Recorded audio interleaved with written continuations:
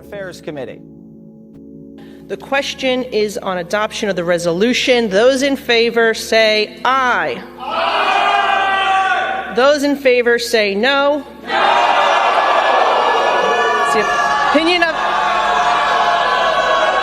It's the opinion of the chair that the ayes have it and the resolution is agreed to. And without objection, the motion to reconsider is laid on the table. Does that remind you of anything?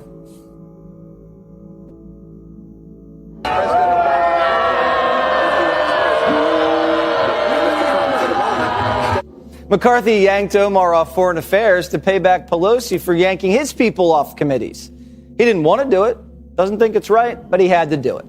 You can't let Democrats boot your boys off committees and turn the other cheek. What's good for the goose is good for the gander.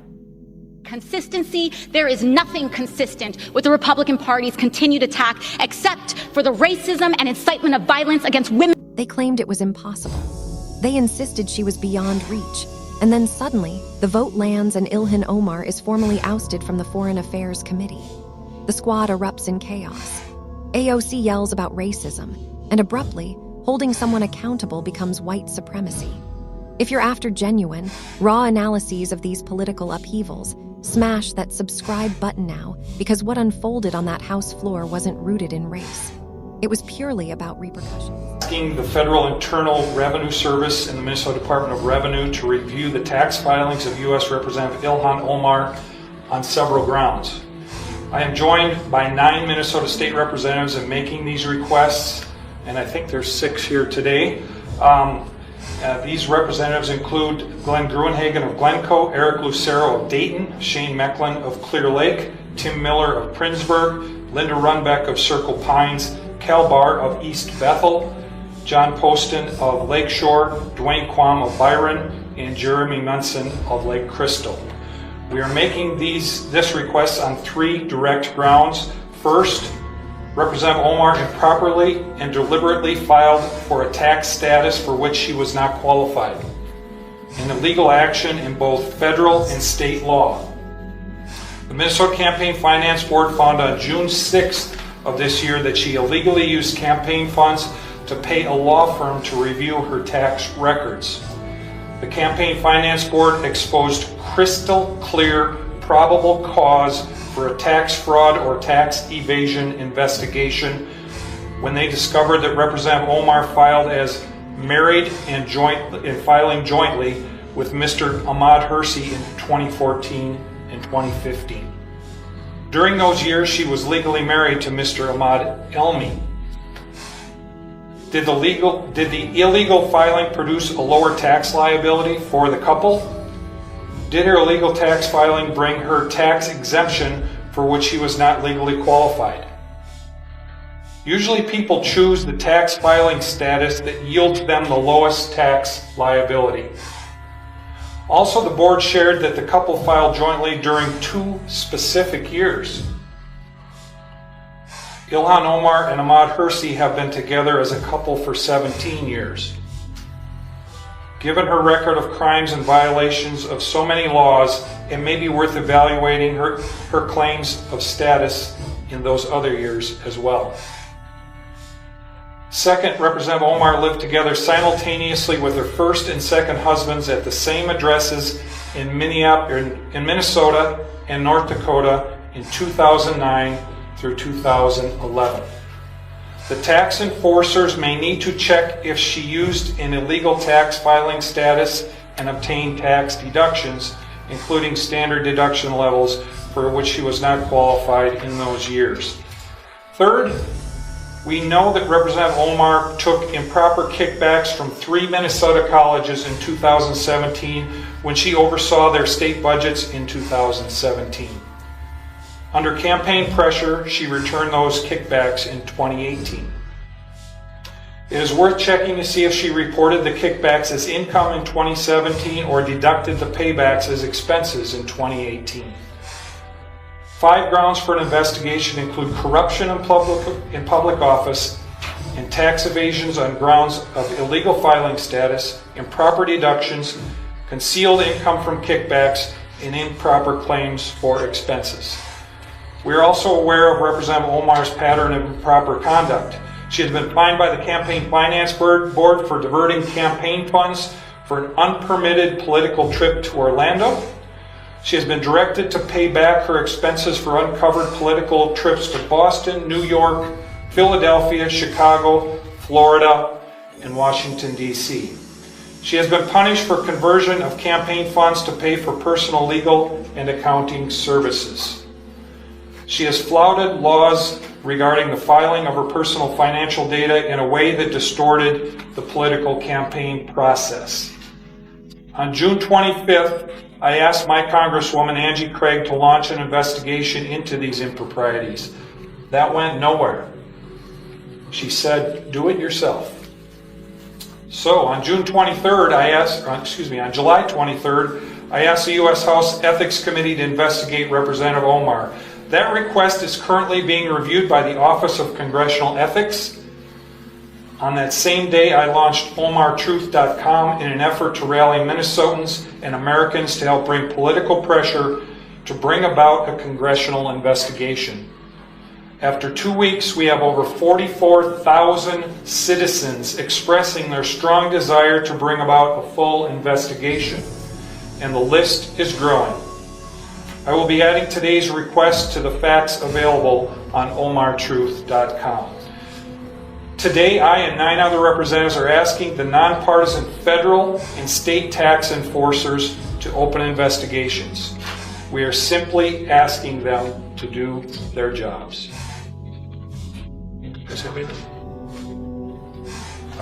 Questions, anyone? Do state lawmakers have sway to influence the IRS or Minnesota Department of Revenue? Have you successfully asked for such things in the past? Is there a precedent? I think certainly there's precedent, and I think it's incumbent upon us, Mary, lawmakers, the media, and others, when they see very clear, blatant violations of our laws, to find every way we can to appeal to the people who can investigate and prosecute those laws. And that's what we're doing here today. How would a state lawmaker's request be different, though, than an average citizen? That's what I'm asking. Do you have any special sway or ability to request something? You know, I don't think so. You know, I guess the fact that we each represent 40,000 people might be helpful, and it might be something that that those individuals take under consideration. But this gives us an ability, I think, to, in an organized, deliberative fashion, say, we have asked the Minnesota Department of Revenue to do their job. We have asked the IRS to do their job. Before we got here today, we don't know if they have been fully informed and appraised of these facts. After today, we can be sure that they have been fully informed and appraised of these facts. So President Trump has an obvious place in this as the head of the... I had a member of the Republican caucus threaten my life, and you all and the Republican caucus rewarded him with one of the most prestigious committee assignments in this Congress. This is about targeting women of color in the United States of America. Don't tell me, because I didn't get a single apology. Time has expired. My life was threatened. Thank you. Republicans are waging a blatantly Islamophobic and racist attack on Congresswoman Omar. And I've said it before, I will say it again. The white supremacy happening is unbelievable. This is despicable. This is just a bunch of racist gaslighting.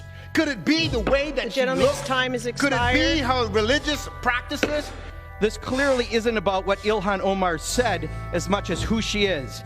Being a smart, outspoken black woman of a Muslim faith is apparently the issue. The GOP is now doing what it is best at, weaponizing hate against a black, beautiful Muslim woman. They turn Congress into a place of fear-mongering hate. It is so painful to watch who you all are, really. The gentlewoman's time has expired. Omar will not be silenced. The gentlewoman's time has expired. Congressman Omar, I am so sorry, sis, that our country is failing you today through this chamber. You belong The gentlewoman is no longer... Well, I am Muslim. I am an immigrant, and interestingly, from Africa. Omar is not just a congresswoman. She tells us she is a global citizen, and people around the world celebrate her accomplishments. We don't know what those accomplishments are, but if you listen closely, The world is clapping. I'm in a town where we have a lot of people who are refugees who have come, some from Somalia, some from Bosnia. I've never heard one of them say that America's a terrible place or be unappreciative of our country. Most of them are thankful. I've met people who've come here from behind the Iron Curtain that got away from communism. They're some of the best Americans we have because they really appreciate how great our country is. And then I hear Representative Omar say, "Oh, America's a terrible place. I thought there'd be justice, and there's no justice here." It's like, well, she came here and we fed her, we clothed her, she got welfare, she got school, she got health care, and then lo and behold, she has the honor of actually winning a seat in Congress, and she says we're a terrible country. I think that's about as ungrateful as you can get. And so while I'm not saying we forcibly send her anywhere, I'm willing to contribute to buy her a ticket to go visit Somalia. And I think she could look and maybe learn a little bit about the disaster that is Somalia, that has no capitalism, has no God-given rights guaranteed in a constitution, and has about 7 different tribes that have been fighting each other for the last 40 years. I'll put it plainly. This has been building for ages. When the decision arrived to boot Ilhan Omar from the Foreign Affairs Committee, Democrats behaved as if the foundations of democracy had crumbled. But let's get real about the facts. Kevin McCarthy delivered on his commitment. Democrats had stripped Republicans from committees in the past. Now the situation is reversed, and all of a sudden, it's a full-blown constitutional emergency. In the 112-second floor footage, you catch the vote wrapping up, composed, routine, finished. That's the trigger for the dramatic outbursts. AOC leaps in, declaring it's an assault on women of color. Rashida Tlaib is almost crying. The story swiftly turns to racism, Islamophobia, white supremacy, anything but the real problem. Here's the core: previous divisive comments on Israel and U.S. foreign policy, persistent ethics probes, and continuing tax-related claims from Minnesota authorities. You can't occupy a seat on the Foreign Affairs Committee, one of Congress's most delicate panels, while lugging that sort of load. That's not extreme, it's basic logic. What truly irks me is the hypocrisy. When Democrats ousted Republicans from committees, they labeled it accountability. When Republicans retaliate, it's tyranny. Politics doesn't flow in one direction. If you unleash retaliation as a weapon, don't complain when it rebounds. Then there's the outburst tactic. Rather than tackling the issues, it devolves into a show. Weeping, blame-throwing, ethical posturing. But the public is fed up with the theatrics. They crave fairness. They demand uniform rules. This wasn't tied to identity. It was about authority and setting examples. And for a change, Republicans held firm. If you think responsibility should hit everyone equally, not merely the rivals, ensure you're subscribed, because this isn't the close of the battle. It's merely the initial breach in the defenses.